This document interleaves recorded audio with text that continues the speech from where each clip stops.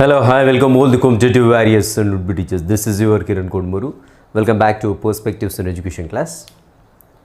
So మరి ఈరోజు సెషన్లో మనం డిస్కస్ చేయబోయేటువంటి టాపిక్ వచ్చేసి మొదిలియర్ కమిషన్. సో మొదిలియర్ కమిషన్ ఏంటి, ఏ ఇయర్లో దీన్ని సెటప్ చేశారు, అండ్ తను మాధ్యమిక విద్య గురించి లేదంటే సెకండరీ విద్య, గుర్తుపెట్టుకోండి, సెకండరీ విద్య అన్న మాధ్యమిక విద్య అన్న ఒకటే. సెకండరీ అంటే తెలుగులో అంటాం, ఇంగ్లీష్లో అంటాం, మాధ్యమిక అంటే తెలుగులో అంటాం.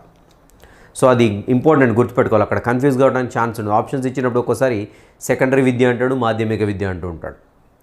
సో మరి ఈ మాధ్యమిక విద్య లేదంటే సెకండరీ ఎడ్యుకేషన్ గురించి మొదిలియర్ కమిషన్ ఏదైతే ఉందో ఇది ఎలాంటి విద్యా లక్ష్యాలు ఉండాలి, సో మాధ్యమిక విద్య బాగు చేయాలంటే ఏం చేయాలి అనేటువంటి రికమెండేషన్స్ అయితే ఇచ్చింది.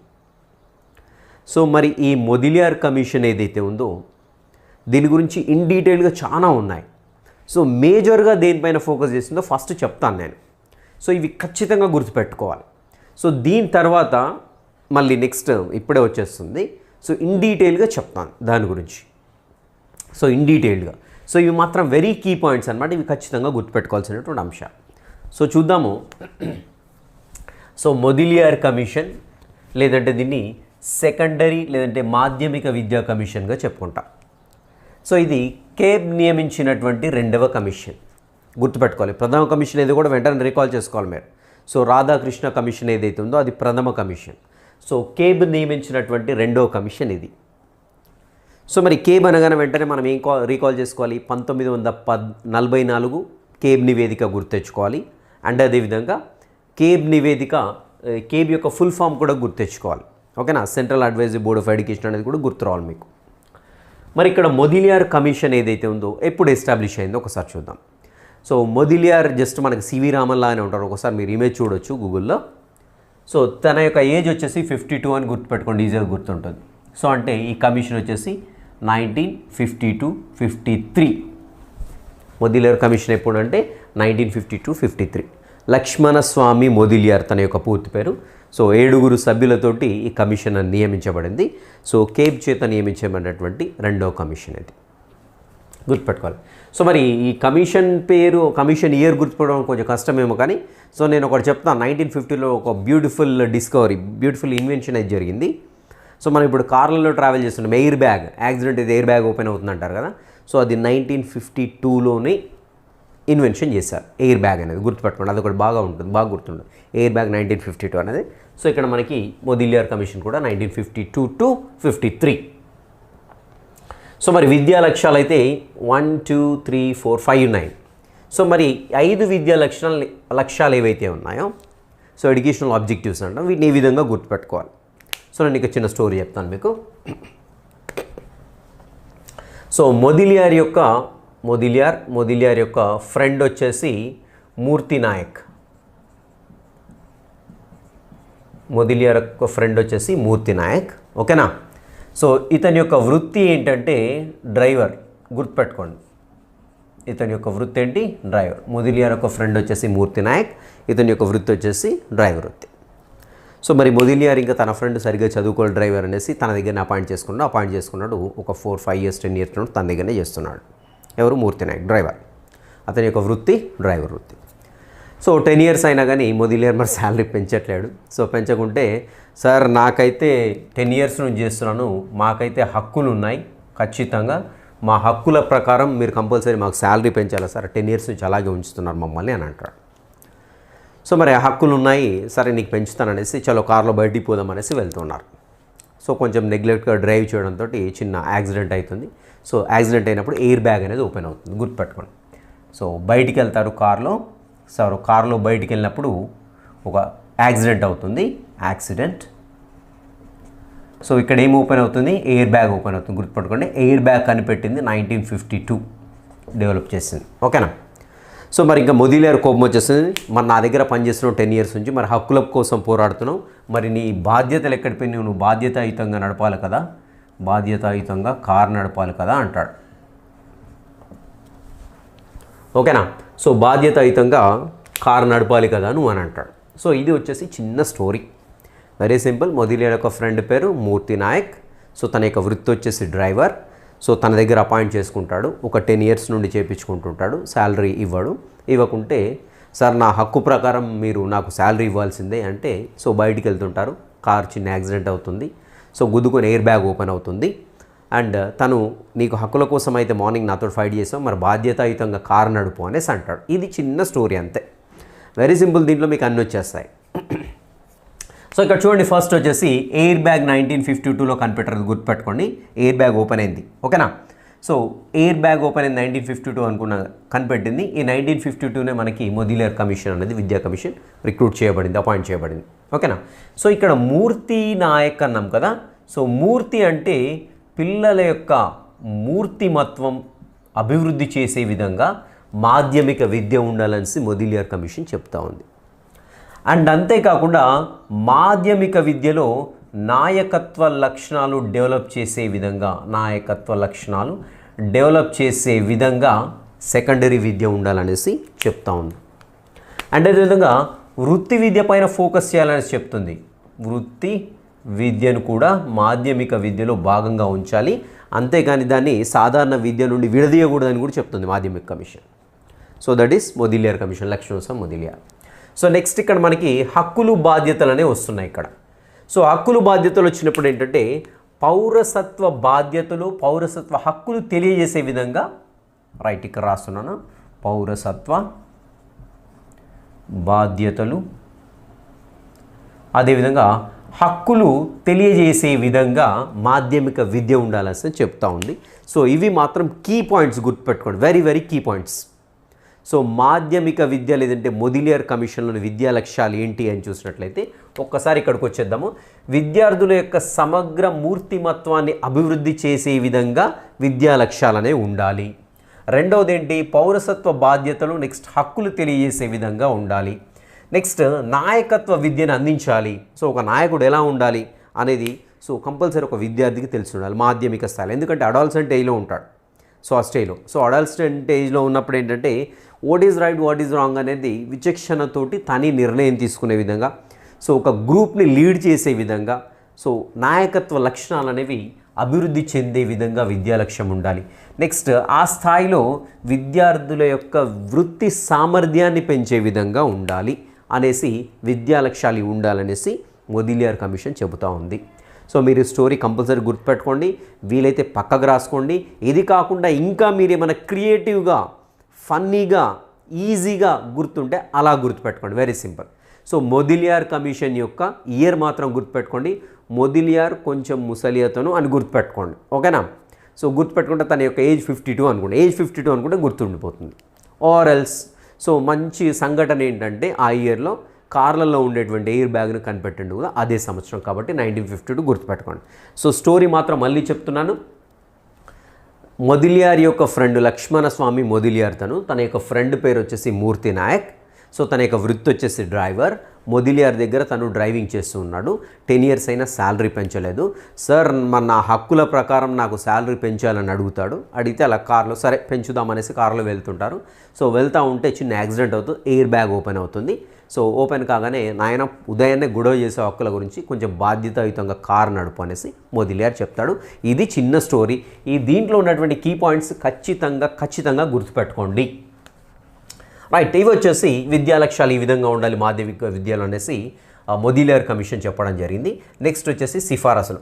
ఇవి జస్ట్ కీ పాయింట్స్ మాత్రమే గుర్తుపెట్టుకోండి. ఇంకా ఇన్ డీటెయిల్గా చెప్తాను ఇప్పుడు, ఇంకా ఇన్ డీటెయిల్ చాలా సిఫారసులు చేసింది అది, అవేంటనే ఇన్ డీటెయిల్గా చూద్దాం. జస్ట్ మీ కీ పాయింట్స్ అని ఫస్ట్ చెప్తున్నాను. రైట్, సిఫారసులు వచ్చేసి సామాన్య విద్యను వృత్తి విద్యతో వేరు చేయరాదు అనేసి చెప్తా ఉంది. సో నేను ఆల్రెడీ చెప్పాం, మనకి వృత్తి విద్య అనేది విద్యా లక్ష్యంలో భాగంగా ఉంటుందనేసి చెప్పుకున్నాం.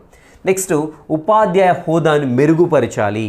ఉపాధ్యాయ హోదాని మెరుగుపరచాలంటే ఆల్మోస్ట్ శాలరీస్ ఎక్కువ చేయాలన్నట్టుగా చెప్తా ఉంది. హోదాని మెరుగుపరచడం సమాజంలో అంటే కొంచెం అత్యధిక శాలరీని కలిగి ఉన్నట్లయితే హోదా మెరుగుపడుతూ ఉంటుంది, ఓకేనా. నెక్స్ట్ ప్రజాస్వామ్య విలువలు నేర్పాలి. ప్రజాస్వామ్య విలువలు అంటే ఒక పౌరుడు, ఒక విద్యార్థి బయట సమాజంలోకి వెళ్ళిన తర్వాత ఎంత బాధ్యతగా ప్రవర్తించాలి, తనకున్నటువంటి హక్కులు ఏంటి, సో దేశం అంటే ప్రాంతీయ సంస్కృతిని ఏ విధంగా కాపాడుకోవాలి, అదేవిధంగా దేశీయ సంస్కృతిని ఏ విధంగా కాపాడాలి, జాతి సమైక్యత ఏ విధంగా ఉంటుంది. సో ఇవన్నీ కూడా మనకి ప్రజాస్వామ్య విలువలుగా పరిగణిస్తూ ఉంటాం. సో తోటి వారిని ఎలా గౌరవించాలి, సో మత విద్య, సో లౌకిక విద్య, సో ఇలాంటివన్నీ కూడా మన ప్రజాస్వామ్యం ఎస్పెషల్లీ వచ్చేసి మనము హక్కులు బాధ్యతల గురించి పిల్లలకు నేర్పాలి అనేసి చెప్తా ఉన్నది.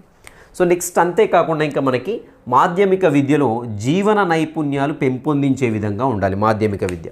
సో మాధ్యమిక విద్య అంటే సెకండరీ ఎడ్యుకేషన్ మనకు తెలిసిందే. సెకండరీ ఎడ్యుకేషన్ అనగానే 8th 9th 10th 11th 12th so ఇలా వచ్చేస్తుంటాయి ఇవన్నీ కూడా. సో ఇక్కడ ఏంటంటే జీవన నైపుణ్యాలు పెంపొందించడం. జీవన నైపుణ్యాలు ఏంటి అంటే బయటికి ఒక సమాజంలో వెళ్ళిన తర్వాత బ్రతకాలంటే, సక్సెస్ఫుల్గా సర్వైవ్ కావాలి అంటే ఎలాంటి నైపుణ్యాలు అవసరం, సో అలాంటి వాటిని ఏమంటామంటే జీవన నైపుణ్యాలుగా చెప్పండి.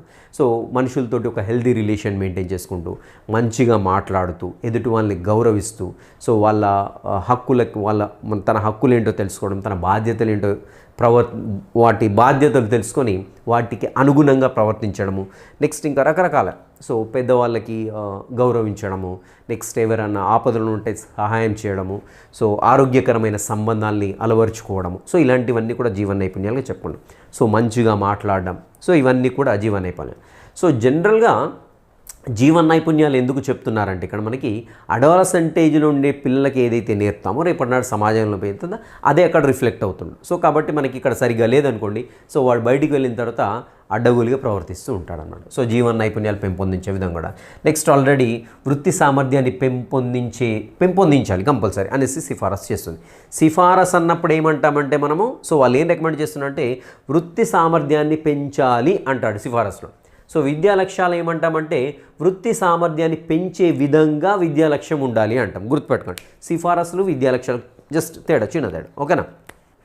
నెక్స్ట్ వచ్చేసి బహుళార్థక పాఠశాలను, సాంకేతిక పాఠశాలను ప్రవేశపెట్టాలి. బహుళార్థ సాధక అంటే మల్టీపర్పస్, సో అంటే అన్ని రకాలుగా ఉపయోగపడాలి. పాఠశాల ఏంటంటే కేవలం సాధారణ విద్యనే కాదు, సో అన్ని రకాలుగా ఉపయోగపడుతుంది. దాన్ని మల్టీపర్పస్గా చెప్పుకుంటాం. బహుళార్థక సాధక పాఠశాల కూడా చెప్పుకుంటూ ఉంటాం దాన్ని. సో అలాంటి పాఠశాలను నెలకొల్పాలి, ఇంపార్టెంట్ పాయింట్. అదేవిధంగా సాంకేతిక పాఠశాల, సాంకేతిక అంటే టెక్నికల్ ఎడ్యుకేషన్ కూడా ఇంట్రడ్యూస్ చేయాలి అనేసి చెప్తా ఉన్నది. నెక్స్ట్ ఆరోగ్య సంక్షేమం గురించి మూల్యాంకనం చేయాలి. సో మనకి అడోలసెంట్ స్టేజ్లో ఏమవుతుందంటే విద్యార్థులు చెడు అలవాట్లకు లోను కావడానికి ఛాన్స్ ఉంది.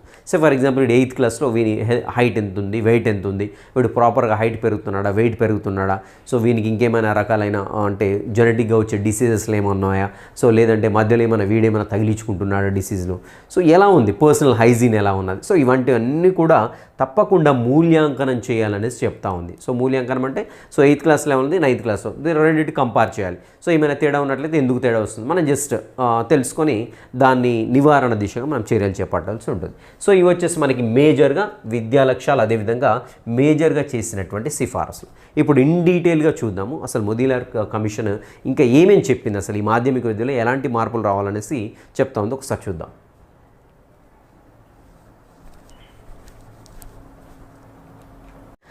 మరి మొదీలియార్ కమిషన్ అనేది అనేక సూచనలు చేయడం జరిగింది మాధ్యమిక విద్య లేదంటే సెకండరీ విద్య గురించి. సో జస్ట్ ఇంతకుముందు చెప్పినేమో వెరీ కీ పాయింట్స్ ఖచ్చితంగా గుర్తుపెట్టుకోండి, ఇవి కూడా గుర్తుపెట్టుకోండి ఖచ్చితంగా.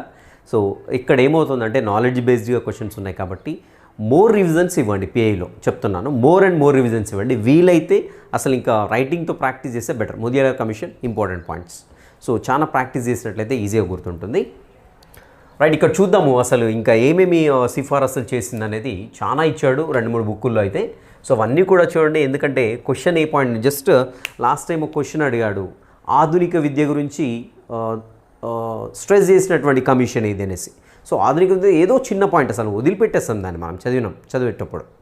సో కొఠారి కమిషన్ విద్యలో ఆధునికత ఉండాలని చెప్తూ ఉంది. సో అది వదిలిపెట్టేస్తాము, ఏముంది సింపుల్ పాయింట్. బట్ అలాంటి క్వశ్చన్లు కూడా వస్తున్నాయి కాబట్టి ప్రతి ఒక్క పాయింట్ని రిపీటెడ్గా చదవండి, రివిజన్స్ ఇవ్వండి, గుర్తుంటాయి. రైట్, ఆల్రెడీ మనం మాధ్యమిక విద్య గురించి కొన్ని ఇంపార్టెంట్ పాయింట్ చెప్పాను అండ్ ఒక చిన్న స్టోరీ, ఫన్నీ స్టోరీ కూడా చెప్పాను. రైట్, ఇక్కడ చూద్దాము. సో మరి మాధ్యమిక విద్యలో ఇబ్బందులు ఎదుర్కోవడానికి లక్ష్మణస్వామి మొదీలియార్ కమిషన్ అనేది ఏర్పాటు చేయబడింది. 7 సభ్యుల దాంట్లో 1952లో నియమించబడింది. 53 ఆగస్టులో తన యొక్క నివేదికని ఇవ్వడం జరిగింది. సో మరి ఏ పద్ధతిలో వీళ్ళు మాధ్యమిక విద్యలో ఉన్నటువంటి అడ్డంకుల్ని తెలుసుకున్నారు. సో మాధ్యమిక విద్యలో ఫలానా ఇబ్బందులు అనేసి ఏ పద్ధతిలో వీళ్ళు కనుక్కున్నారని చూసినట్లయితే, సో ప్రశ్నాపత్రం, సో క్వశ్చనైర్, అదేవిధంగా పర్యటన పద్ధతి. సో పర్యటన పద్ధతి అంటే జస్ట్ వాళ్ళు ఏంటి పోవడము, విజిట్ చేయడము, సో ఏమేమి ప్రాబ్లమ్స్ ఉన్నాయి ఇవన్నీ కూడా తెలుసుకోవడం జరిగిందనమాట. సో ఆ పద్ధతిలో అన్నీ కూడా దాని గురించి మాధ్యమిక విద్య లేదంటే సెకండరీ విద్య గురించి మొత్తం కూడా డీటెయిల్ ఇన్ఫర్మేషన్ తీసుకొని, సో ఇవి ఇబ్బందులు ఉన్నాయి, వీటిని అధిగమించాలంటే ఈ పనులు చేయండి అనేసి కొన్ని సిఫారసులు చేసింది. సిఫారసులు అంటే ఏం లేదండి, వెళ్ళేసి ఒక కమిషన్ అంటే ఏంటి, కొంతమంది సభ్యులు కలిసేసి ఒక దాని గురించి అధ్యయనం చేసి అది కమిషన్ లేదంటే కమిటీ అవుతుంది. ఓకేనా. సో అధ్యయనం చేసిన తర్వాత వచ్చేసి ప్రభుత్వానికి చెప్తారన్నమాట, సార్ మరి ఇవైతే ఇబ్బందులు ఉన్నాయి దీంట్లో, సో ఇబ్బందులను అధిగమించాలంటే ఇవి చేయండి అనే సజెషన్స్ ఇస్తారు. ఆ సజెషన్స్లో ఇంగ్లీష్లో సిఫారసులు లేదంటే రికమెండేషన్, తెలుగులో అయితే సిఫారసులు అంటాము, ఇంగ్లీష్లో అయితే రికమెండేషన్స్ అంటాం. అంటే ఒకదాన్ని బాగు చేయడానికి ఇది చేస్తే బాగుంటుందని చెప్పడమే సిఫారసులు. రైట్, ఇక్కడ చూద్దాము సిఫారసులు ఏం చేసిందంటే, మాధ్యమిక విద్య అప్పటి వరకు 3 సంవత్సరాలుగా ఉండేది, దీన్ని 4 సంవత్సరాల మాధ్యమిక ఉన్నత విద్యగా చేయాలని చెప్తా ఉంది. సో మాధ్యమిక విద్య యాక్చువల్గా 8th 6th 7th 8th ఉండేది, దాన్ని 4 years చేయాలని చెప్తా ఉన్నది. సో నెక్స్ట్ వచ్చేసి బహుళార్థ సాధక పాఠశాలని స్థాపించాలి అనేసి చెప్తా ఉంది. బహుళార్థక సాధక పాఠశాలని ఇదము చెప్పుకున్నాం ఆల్రెడీ. సో మనము పాఠశాలలో విద్యను అభ్యసించిన తర్వాత సాధారణ విద్యనే కాదు, రకరకాల విద్యలు ఉంటాయి. సో లైక్ ఇప్పుడు వృత్తి విద్యలు అనుకోండి, వృత్తి విద్యలు ఇంకా ఎలక్ట్రీషియన్ కావచ్చు, ఇంకేదో కావచ్చు, సో హెల్త్ అసిస్టెంట్ కావచ్చు, ల్యాబ్ టెక్నీషియన్ కావచ్చు, ఇలాంటివన్నీ ఉంటాయి కదా. సో ఇలా ఒక పాఠశాలను స్థాపిస్తే ఎలా ఉండాలంటే, ఆ పాఠశాల అనేది బహుళార్థక సాధక పాఠశాల అంటే మల్టీపర్పస్గా ఉండాలి. సాధారణ విద్యనే కాదు, వీటితో పాటుగా అనేక రకాల విద్యలను అందించాలి. అదేవిధంగా వృత్తి విద్యలో వచ్చేసి మనకి ఏంటంటే వైవిధ్యభరితమైనటువంటి కోర్సులను అందజేయాలి అనేసి. So different kinds of courses అంటే రకరకాల వెరైటీ కోర్సులను కూడా విద్యార్థులకు అందజేయాలి. సో విద్యార్థికి ఏది ఇష్టం ఉంటే సో దాన్ని ఎన్నుకోవడానికి అవకాశం కల్పించాలనేసి మొదిలియర్ కమిషన్ సిఫారసులు చేస్తుంది. అండ్ వెరీ ఇంపార్టెంట్ ఇక్కడ మీకు పాయింట్ అయితే గుర్తుపెట్టుకోండి, విద్యా నిర్మితి. సో ఈ యొక్క ఎడ్యుకేషనల్ స్ట్రక్చర్ అక్కడ మనకి ఏదైతే ఉందో సో ఎలా ఉండాలని చెప్తుందంటే 5+3+4+3 అని ఉండాలని చెప్తుంది. సో సింపుల్గా గుర్తుపెట్టుకోవాలంటే ఎలా గుర్తుపెట్టు, 5-3-4-3 అయిపోతుంది, 5-3-4-3. సో మనకి ఏమంటారు, ఫ్యాన్సీ కాంబినేషన్ అనమాట ఇది. 5-3-4-3గా ఉండాలనేసి విద్య మనకి చెప్తా ఉంది మొదిలియర్ కమిషన్. ఏంటి అసలు 5 అంటే ఏంటి, 3 అంటే ఏంటి, 4 అంటే ఏంటి, 3 అంటే ఒకసారి చూద్దాం. సో 5 years అంటే ఏంటంటే ప్రైమరీ ఎడ్యుకేషన్, ప్రాథమిక విద్య 5 years. సో జనరల్గా వచ్చేసి 1 to 5th క్లాస్ ఉంటాయి. అండ్ 3 years ఏంటంటే మాధ్యమిక విద్య లేదంటే నిమ్న మాధ్యమిక విద్యగా చెప్పుకుంటాం. నిమ్న మాధ్యమిక విద్య లేదంటే మాధ్యమిక విద్య సేమ్ ఇక్కడ మొదిలియర్ కమిషన్ పాయింట్ ఆఫ్ వ్యూలో. సో ఇవి వచ్చేసి మనకి ఏంటంటే 6th 7th 8th క్లాసెస్గా చెప్పుకుంటాం. అండ్ ఈ 4 వచ్చేసి మనకి ఏంటంటే 4 సంవత్సరాల ఉన్నత మాధ్యమిక విద్య. ముందుదేమో మాధ్యమిక విద్య, తర్వాత వచ్చేదేమో ఉన్నత మాధ్యమిక విద్య. సో ఏమంటాం, అప్పర్ సెకండరీ ఎడ్యుకేషన్గా చెప్పుకుంటాం. సో ఇది వచ్చేసి 9th class 10th class 11th class 12th class. 11th 12th అంటే ఇంటర్మీడియట్గా చెప్పుకుంటుంటాం మామూలుగా మనం. సో ఈ 9th 10th 11th and 12th వచ్చేసి 4 సంవత్సరాల ఉన్నత మాధ్యమిక విద్యగా చెప్పుకుంటూ ఉంటాము. గుర్తుపెట్టుకోండి, వెరీ ఇంపార్టెంట్ ఇది. సో ఈ ఎడ్యుకేషన్ సిస్టమ్, ఈ విద్యా నిర్మితి ఏదైతే ఉందో 5+3+4+3గా మాధ్యమిక విద్యా కమిషన్ అంటే మొదిలియర్ కమిషన్ ఇలా ఉంటే బాగుంటుందనే సిఫారసు చేస్తుంది. అండ్ 3 years అంటే మనకు తెలిసిందే డిగ్రీ కోర్స్ అది. సో డిగ్రీ కళాశాల స్థాయి ఏదైతే ఉందో అది 3 సంవత్సరాల డిగ్రీ స్థాయిగా ఉండాలనేసి చెప్తుంది డిగ్రీ కోర్స్.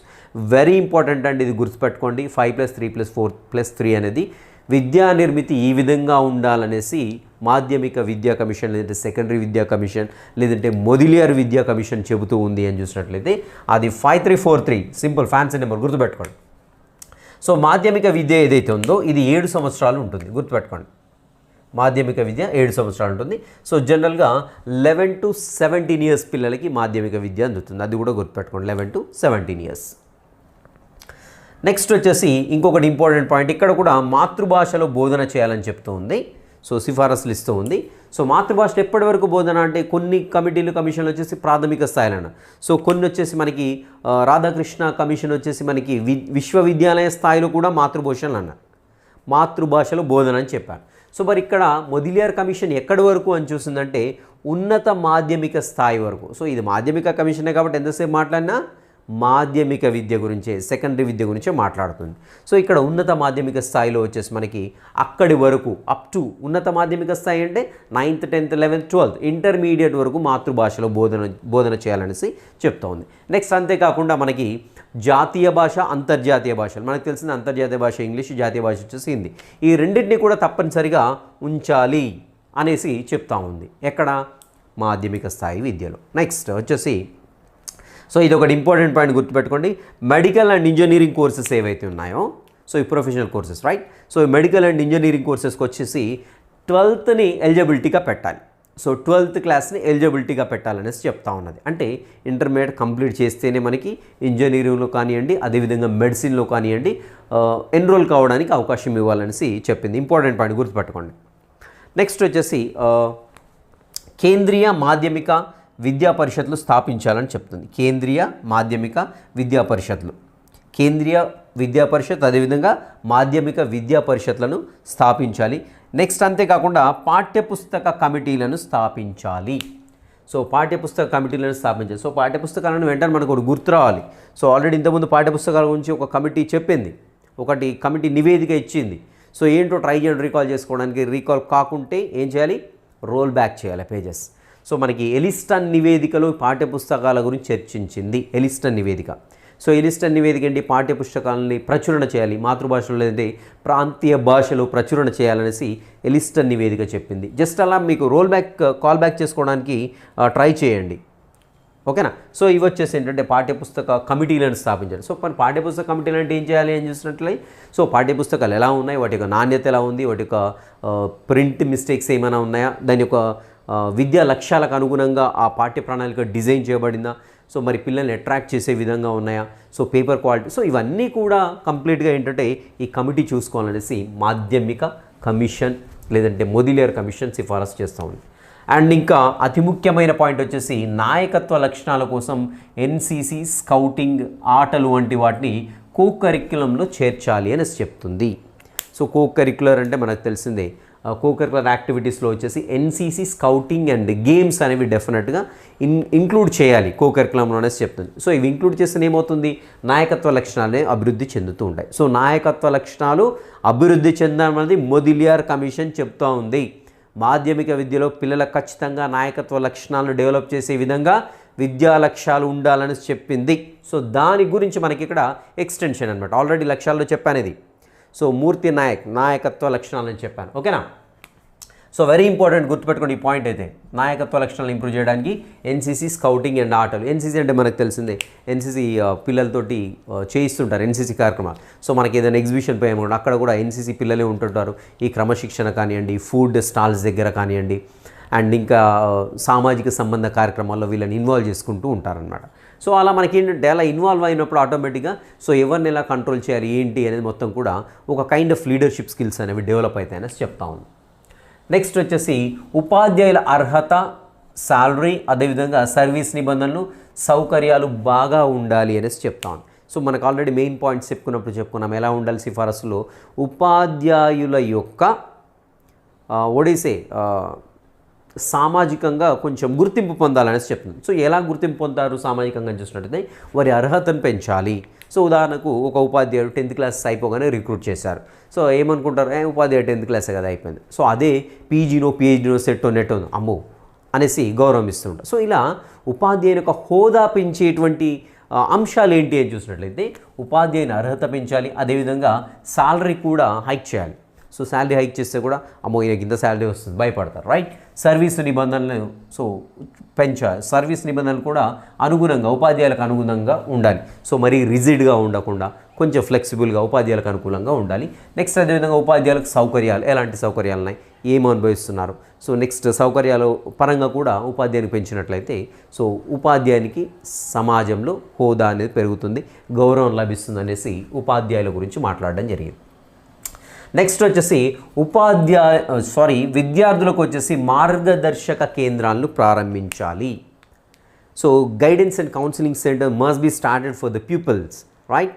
సో ఇలా మనకి విద్యార్థులకు ఏంటంటే గైడెన్స్ అండ్ కౌన్సిలింగ్ సెంటర్స్ అనేవి తప్పకుండా ప్రారంభించాలని చెప్తా ఉన్నది.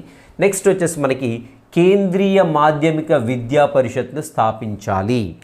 కేంద్రీయ మాధ్యమిక విద్యా పరిషత్. గుర్తుపెట్టుకోండి, ఇంపార్టెంట్ ఇది కూడా. సో కేంద్రీయ మాధ్యమిక విద్యా పరిషత్ అంటే ఏంటి అని చూసినట్లయితే, సో మనకి దేశవ్యాప్తంగా మనకి సెకండరీ ఎడ్యుకేషన్ ఇన్స్టిట్యూషన్స్ ఉంటాయి. ఓకేనా. సో మరి సెకండరీ ఎడ్యుకేషన్ ఇన్స్టిట్యూషన్స్లో ఏ విధంగా ఉన్నది విద్య అనేది, ఏ విధంగా ఉంది, అన్నీ కూడా same curriculum common core syllabus maintain చేస్తున్నారా, వేరే సిలబస్ మెయింటైన్ చేస్తున్నారా? మరి వేరే సిలబస్ మెయింటైన్ చేసినప్పుడు ఉదాహరణకు ఒక స్టేట్ లెవెల్, ఒక సెంట్రల్ లెవెల్ ఎంట్రన్స్ ఎగ్జామ్ విద్యార్థి రాయాలనుకుంటున్నాడు. సో రాయాలనుకున్నప్పుడు ఇతడు మాధ్యమిక విద్యలో అభ్యసించినటువంటి ఏదైతే కరికులం ఉందో, సో ఈ కరికులం అక్కడ సూటబుల్గా ఉందా? సో ఇలాంటివన్నీ కూడా ఎప్పటికప్పుడు పరిశీలిస్తూ ఉండాలి. సో మాధ్యమిక విద్యలో ఎవరైతే, ఫర్ ఎగ్జాంపుల్ నేను ఒక స్కూల్ ఉంది, లేదంటే ఒక స్కూల్ ఉంది, ఆ స్కూల్ పెట్టుకున్నటువంటి విద్యా ప్రణాళిక లేదంటే పాఠ్యపుస్తకాలు ఏవైతే ఉన్నాయో, సో విద్యా లక్ష్యాలు సాధించే విధంగా అనుగుణంగా ఉన్నాయి. సో విద్యా లక్ష్యాలు ఏమనుకున్నా, మూర్తిమత్వాన్ని, విద్యార్థి యొక్క పూర్తి మూర్తిమత్వాన్ని డెవలప్ చేయాలి, నాయకత్వ లక్షణాలను పెంపొందించాలి, నెక్స్ట్ పౌరసత్వ హక్కులు బాధ్యతలు ఏంటో తెలియదు, ఇవన్నీ అనుకున్నాం. సో మరి ఆ విధంగా ఉందా వీళ్ళ యొక్క కరికులం, లేదంటే లేదా అనే అంశాలను కూడా తప్పకుండా మనకేంటి ఈ కేంద్రీయ మాధ్యమిక విద్యా పరిషత్ని స్థాపిస్తే అది చూసుకుంటుందనేసి ఈ మొదిలియర్ కమిషన్ చెప్తుంది. అదేవిధంగా పాఠ్యపుస్తక కమిటీ నియామకం. సో ఆల్రెడీ చెప్పుకున్నాం ఇక్కడ. So regarding the text books అనమాట. సో టెక్స్ట్ బుక్స్ కమిటీకి, టెక్స్ట్ బుక్స్ సంబంధించినటువంటి ఓ కమిటీని అనేది అపాయింట్ చేయాలి. సో ఈ కమిటీని సెటప్ చేసామనుకోండి. సో ఇదేం చేస్తుందని చూసినట్లయితే పాఠ్యపుస్తకాల నాణ్యత గురించి చెక్ చేస్తూ ఉంటుంది అనమాట. సో నాణ్యత అంటే ఓన్లీ ఫిజికల్ కాదు, దాంట్లో ఉన్న కాంటెంట్ ఎలా ఉంది, ఏమైనా మిస్టేక్స్ ఉన్నాయా, అవుట్డేటెడ్ సిలబస్ ఏమన్నా ఉందా. సో మరి సైన్స్ అంటే ఎప్పుడు కూడా చేంజెస్ వస్తుంటాయి, మరి అకార్డింగ్ టు ద చేంజెస్ అవి మోడిఫై అవుతుందా, రీఎడిట్ అవుతుందా అనేది చెక్ చేస్తూ ఉంటాను. ఇది వచ్చేసి పాఠ్యపుస్తకాల కమిటీ. సో పాఠ్యపుస్తకాల కమిటీ అనగానే ఎలిస్టర్ నివేదిక గుర్తు రావాలి. నెక్స్ట్ కోఎడ్యుకేషన్ స్కూల్స్లో వచ్చేసి బాలికలకు ప్రత్యేక సౌకర్యాలు కల్పించాలి. వెరీ ఇంపార్టెంట్ పాయింట్ ఇది. సో ఎందుకంటే కోఎడ్యుకేషన్ స్కూల్స్లో ఎస్పెషల్లీ మాధ్యమిక విద్య గురించి మాట్లాడుతాం. సో పిల్లల అమ్మాయిలు ఏంటి అడాలసెంట్ స్టేజ్లో ఉంటారు. సో అడాలసెంట్ స్టేజ్లో మనకి చాలా రకాల ఫిజికల్ ప్రాబ్లమ్స్ ఫేస్ చేస్తుంటారు. So physical problems like menses కావచ్చు, ఇంకేదైనా కావచ్చు, సెకండరీ సెక్షువల్ క్యారెక్టర్స్ కావచ్చు. సో ఇలాంటివన్నీ కొంచెము వాళ్ళకి ఇబ్బందికరంగా ఉంటాయి. సో కోఎడ్యుకేషన్లో సో వాళ్ళకి సపరేట్గా సౌకర్యాలు కల్పించాలి, లైక్ గైడెన్స్ ఇవ్వడానికైనా, కౌన్సిలింగ్ ఇవ్వడానికైనా, ఇంకా వాళ్ళ పర్సనల్ ప్రాబ్లమ్స్కైనా మనకి ఏంటంటే ప్రత్యేక సౌకర్యాలు కల్పించాలని చెప్తుంది. ఇంపార్టెంట్ పాయింట్ ఇక్కడ గుర్తుపెట్టుకోండి. నెక్స్ట్ వచ్చేసి మనకి బోధనా పద్ధతులు టీచింగ్ మెథడ్స్ ఏవైతేనో, సో టీచింగ్ మెథడ్స్ కొన్ని కొత్తవి ఇంక్లూడ్ చేయాలి. ఏంటి ఇంక్లూడ్ చేయాల్సిన అంశాలను చూసినట్లయితే కృత్యాధార పద్ధతి, ప్రయోగాత్మక పద్ధతి, అదేవిధంగా ప్రాజెక్ట్ పద్ధతి. సో ప్రాజెక్ట్ మెథడ్ అంటాం, ఎక్స్పెరిమెంటల్ మెథడ్ అంటాం, అండ్ నెక్స్ట్ వచ్చేసి యాక్టివిటీ బేస్డ్ మెథడ్ అంటాం. సో యాక్టివిటీ బేస్డ్, అదేవిధంగా experimental method and project method, these 3 methods must be included in teaching learning process or teaching learning మెథడ్లో అని చెప్తుంది అనమాట. సో కృత్యాధార పద్ధతి, ప్రయోగాత్మక పద్ధతి, ప్రాజెక్ట్ పద్ధతి బోధనా పద్ధతుల్లో ఇంక్లూడ్ చేయాలి. సో అప్పటి వరకు ఉండేటువంటి ఏవైతే ఉన్నాయో కొన్ని ఉండొచ్చు, వాటికి అదనంగా ఇవి కూడా ఇంక్లూడ్ చేయాలనేసి మొదిలియర్ కమిషన్ మనకు సిఫారసు చేస్తూ ఉంది. అండ్ వచ్చేసి ఫస్ట్ ఎయిడ్ గురించి, ప్రథమ చికిత్స గురించి, అదేవిధంగా జూనియర్ రెడ్ క్రాస్ వంటి కార్యక్రమాల్ని ప్రారంభించాలి. రెడ్ క్రాస్ అంటే మనకు తెలిసిందే, రెడ్ క్రాస్ అంటే రక్తదాన శిబిరాలు ఇవి నడుస్తుంటాయి. ఇంకా రెడ్ క్రాస్ తరఫున మనకేంటే అనేక రకాల సేవా కార్యక్రమాలు కూడా నడుస్తుంటాయి. సో జూనియర్ రెడ్ క్రాస్ సంస్థలను స్థాపించాలి, అంటే ఎస్పెషల్లీ మాధ్యమిక స్థాయి పిల్లల గురించి స్థాపించాలి. సో వీళ్ళు దాంట్లో పార్టిసిపేట్ కావడము, సభ్యత్వం తీసుకోవడము, ఎక్కడైనా సహాయ కార్యక్రమాలు ఏమైనా జరుగుతున్నట్లయితే వీళ్ళు పోయి పార్టిసిపేట్ కావడము, ఎక్కడ బ్లడ్ డొనేషన్ క్యాంప్ జరుగుతుందో అక్కడికి వెళ్ళి పార్టిసిపేట్ కావడము, లేదంటే ఫ్రీ క్యాంపెయిన్స్ ఏమైనా నడుస్తున్నట్లయితే అక్కడికి వెళ్ళేసి వీళ్ళు సహాయ సహకారాలు అందించాలి. సో దానివల్ల ఏమవుతుంది, విద్యార్థుల్లో నాయకత్వ లక్షణాలు అభివృద్ధి చెందుతాయి. సో మొదిలియర్ కమిషన్ సూచించినటువంటి విద్యా లక్ష్యాల్లో నాయకత్వ లక్షణాలు పెంపొందించడం అనేది మెయిన్ పాయింట్, రైట్. సో దానికోసం ఇలాంటి కార్యక్రమాలని చేపట్టాలి. అండ్ అదేవిధంగా పిల్లలకి ప్రథమ చికిత్స గురించి పూర్తి స్థాయి అవగాహన కల్పించాలి. లైక్ స్నేక్ బైట్ కావచ్చు, ఒక ఫ్రాక్చర్ కావచ్చు, ఒక నీట ముడిగినప్పుడు కావచ్చు. సో ఇలాంటివన్నీ జరిగినప్పుడు, కరెంట్ షాక్ కొట్టినప్పుడు, ఇలాంటివి జరిగినప్పుడు ఎలా ప్రథమ చికిత్స చేయాలనేది కంపల్సరీ మాధ్యమిక స్థాయి విద్యార్థులకు శిక్షణ అవసరం అనేసి సిఫారసుల్లో చూపిస్తుంది. అండ్ ఇంకా వచ్చేసి విద్యార్థుల మూల్యాంకనంలో సో ఇవాల్యుయేషన్ ఎలా చేయాలని చూసినట్లయితే 5 స్కేల్ రేటింగ్ ఇవ్వాలనేసి చెప్తా ఉంది. 5 స్కేల్ రేటింగ్ ఏంటి, 5 స్కేల్ రేటింగ్ అని చూసినట్లయితే సో దీంట్లో ఏ, బి, సి, డి ఆర్ ఈ. సో ఇలా మనకి ఈ 5 రకాలుగా మనకి విద్యార్థుల యొక్క పర్ఫార్మెన్స్ని మనము ఇవాల్యుయేట్ చేయొచ్చు అని చెప్తుంది. సో ఇక్కడ ఏ వచ్చేసి అంటే ఎక్సలెంట్ అనమాట, అత్యుత్తమ ప్రతిభ. సో బి వచ్చేసేమో క్రెడిట్, సి వచ్చేసేమో just simple pass. So DRE చూసినట్లయితే తిరిగి రాయాలి, లేకుంటే నువ్వు ఫెయిల్ అయినావు అని మీనింగ్ వస్తూ ఉంటుంది అనమాట అక్కడ.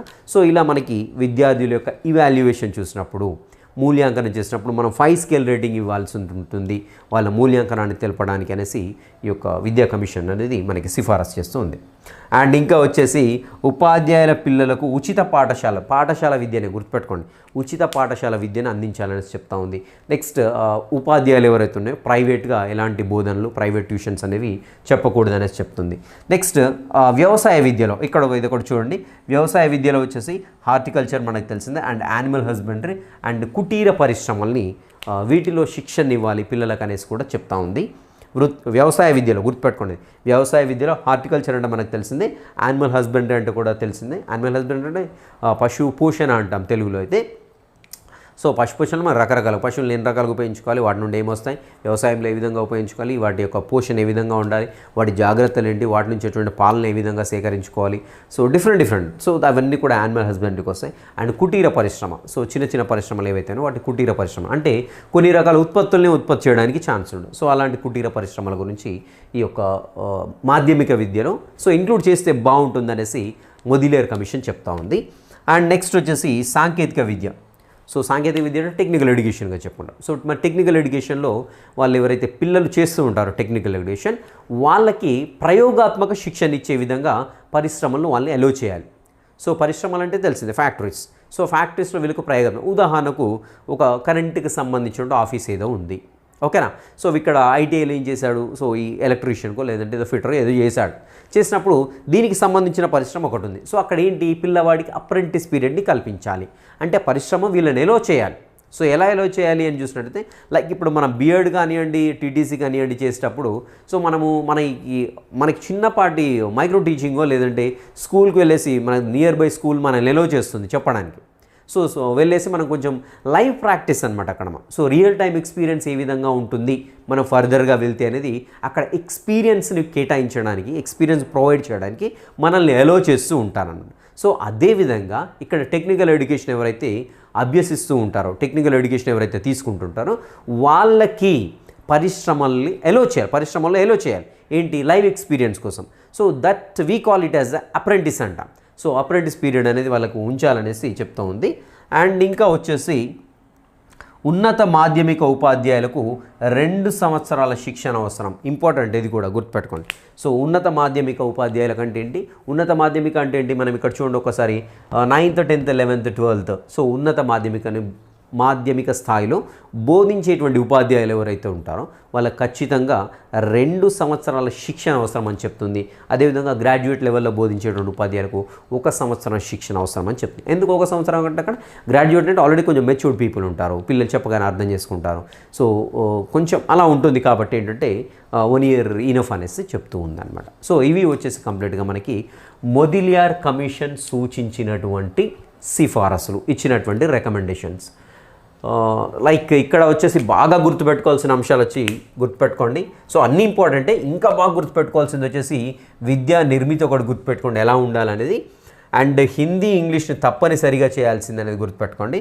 అండ్ మెడికల్ ఇంజనీరింగ్ కోర్సులకు 12th అనేది ఎలిజిబిలిటీ అనేది. నెక్స్ట్ నాయకత్వ లక్షణాలు, ఎస్పెషల్లీ ఎన్సీసీ, స్కౌటింగ్, ఆటలు ఇవి ఒకటి గుర్తుపెట్టుకోండి. నెక్స్ట్ వచ్చేసి ఇంకా మనకి మేజర్గా వచ్చేసి విద్యార్థుల మూల్యాంకనం 5 స్కేల్ రేటింగ్ ఒకటి గుర్తుపెట్టుకోండి. అండ్ ఇక్కడ అప్రెంటిస్, సాంకేతిక టెక్నికల్ ఎడ్యుకేషన్లో వచ్చేసి అప్రెంటిస్ పీరియడ్ అనేది బాగా గుర్తుపెట్టుకోండి. ఇవి కీ పాయింట్స్ అండి. నేను బోర్డు మీద రాసింది ఏదైతుందో ఖచ్చితంగా మీరు రన్నింగ్ నోట్స్ రాసుకోండి. అండ్ నేను ఎక్స్ప్లెయిన్ చేస్తుంటే ఆ పాయింట్ మీ నోట్బుక్లో ఉండాలి, తప్పకుండా అలా రాసుకోండి, ఖచ్చితంగా ఫాలో కండి, రిపీటెడ్గా చదవండి. రైట్, ఇది వచ్చేసి ఈరోజు session. Will meet you in the next session. Till next session, have a great day.